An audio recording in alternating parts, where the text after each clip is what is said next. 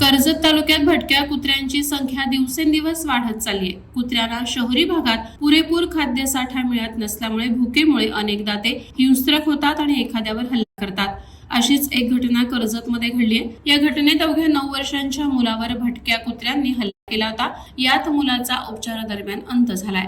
मिळालेल्या प्राथमिक माहितीनुसार ऋषिकेश पवार असं या मुलाचं नाव आहे। कर्जत तालुक्यातील उमरोळी आशानी परिसरात ऋषिकेश रस्त्याने चालत जात असताना समोरून धावत येणाऱ्या पिसाळलेल्या कुत्र्यांनी त्याच्यावर हल्ला केला। कुत्र्यांनी हल्ला करताच आजूबाजूच्या नागरिकांनी त्याला वाचवण्यासाठी धाव घेतली आणि कुत्र्यांच्या तावडीतून ऋषिकेशला वाचवलं।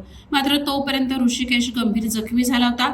त्याला तातडीनं मुंबईतील केईएम रुग्णालयात दाखल करण्यात आलं, मात्र त्याची झुंज अपयशी ठरली। उपचारादरम्यान ऋषिकेशचा वेदनादायी अंत झाला। या घटनेचा सीसीटीव्ही फुटेज समोर आला असून कर्जतमध्ये या घटनेनं भीतीचं वातावरण निर्माण झालंय। ऋषिकेशच्या अकाली जाण्यानं पवार कुटुंबियांवर दुःखाचा डोंगर कोसळलाय। दरम्यान भटक्या कुत्र्यांना पकडण्यासाठी प्रशासनानं लवकरात लवकर नियोजन करावं अशी मागणी नागरिकांनी केली। वादळवारा लाईव्हसाठी न्यूज ब्युरो कर्जत। नवी मुंबई व रायगड जिल्ह्यातील ताज्या बातम्या आणि घडामोडींसाठी सबस्क्राईब करा वादळवारा लाईव्ह चॅनल आणि दाबा बेल आयकॉन।